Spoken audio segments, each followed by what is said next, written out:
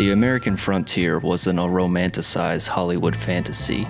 It wasn't a land of noble outlaws or righteous lawmen. It was brutal, untamed, and ruled by those willing to do whatever it took to survive. By the late 1800s, that world was dying. Civilization was creeping in, and men like Arthur Morgan were becoming relics of a time already fading. This is the Wild West that influenced the 2018 video game Red Dead Redemption 2. Arthur Morgan might not be a real man, but his story is pulled straight from history. He's a reflection of the outlaws, drifters, and cowboys who lived at the very edge of society. Men who built the frontier, but had no place in the civilized world that followed. The Van der Linde gang didn't come out of nowhere. It was inspired by real outlaw gangs that roamed the American West. Groups like the James Younger Gang, led by Jesse James, rode from town to town, robbing banks and trains, much like Dutch and his men. They saw themselves as rebels, but in reality, they were criminals trying to stay one step ahead of the law. Listen, Dutch, I ain't trying to undermine you. I just want to stick to the plan, which was to lie low, then head back out west. Now, suddenly we're about to rob a train. What choice have we got?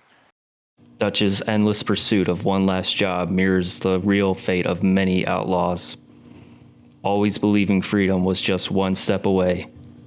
A big robbery didn't mean freedom. It meant running.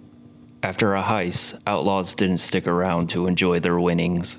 They fled. The James Younger Gang, after their failed Northfield, Minnesota raid in 1876, scattered across the country, some never making it out alive. The Wild Bunch pulled off train heists across Wyoming and Utah, but with every robbery, the noose tightened. Just like Dutch's gang, they kept moving, but the law was always one step behind. The pattern was always the same: find a remote camp, lay low, plan the next job, move before the law catches up. In Red Dead Redemption 2, Dutch's gang moves from the mountains to the heartland to the swamps, always trying to stay ahead of the law. But this isn't just a gameplay mechanic. This showcases the gang's need for survival. The Pinkertons weren't just a plot device in the game. They were real and they were relentless.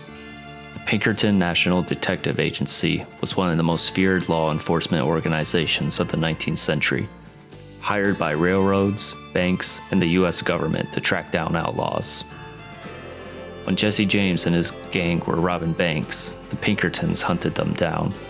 When Butch Cassidy and the Wild Bunch were hiding out, the Pinkertons were on their trail. And just like in the game, these agents weren't concerned with justice. They were paid to do a job, and they did it without mercy. By the late 1800s, law enforcement wasn't just a few sheriffs and deputies anymore. The government had private armies hunting down outlaws across the country. And that meant gangs had nowhere left to run, just like we see in the game. Arthur Morgan might be fictional, but he's a mix of real men who lived and died in the dying days of the Old West. He's part Jesse James, loyal to his gang, but doomed by his way of life. He's part Tom Horn, a gunslinger who worked as both an outlaw and a lawman before being hanged. And in the end, he's part every cowboy and drifter who watched the world change around them and realized they had no place in it anymore. Progress was coming, and it didn't care about cowboys or outlaws. The railroads cut through the land, towns grew into cities, and suddenly, the frontier wasn't wild anymore. Civilization meant laws, borders, and rules. Things men like Arthur had spent their lives avoiding. And Arthur knew, deep down, that he wasn't going to make it out alive. Arthur Morgan is a man trapped between two worlds. On one side, the untamed frontier, where a man's word is law and freedom is still real.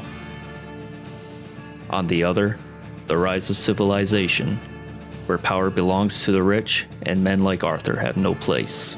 The time for men like him is over. And unlike Dutch, Arthur can see the writing on the wall. He seemed kind of worried. course I'm worried. What about?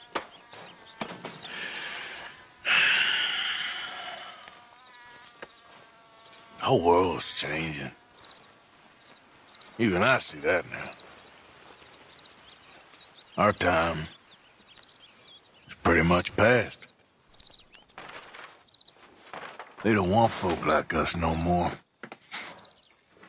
This there rules will be damned with you. No more outlaws. No more killers. Now it's us being hunted. Oh, they ain't stopping.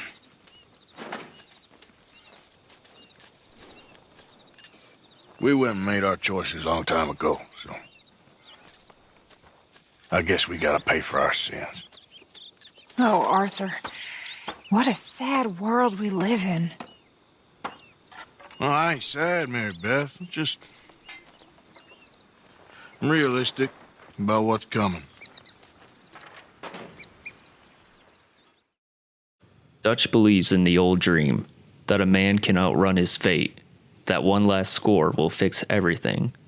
We just need money. One more decent take and we're gone. But Arthur, he understands the truth. You can't run forever.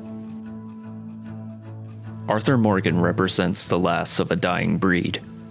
The cowboys and outlaws who once ruled the West, now facing extinction. By the early 1900s, the cattle drives were over. The open range was fenced off. Cowboys weren't gunslingers anymore. They were hired hands working for businessmen who owned the land. Men like Arthur didn't fit into this new world. Some outlaws, like Butch Cassidy, fled to South America, hoping to outrun progress. Others, like Tom Horn, tried to adapt, only to find themselves on the wrong side of the law. And others, like Jesse James, met their end at the hands of their own. Arthur Morgan may not have been real, but the world that the game portrays was. The men like him were, and the truth is, they weren't just outlaws or cowboys. They were the last free men in a country that was changing fast.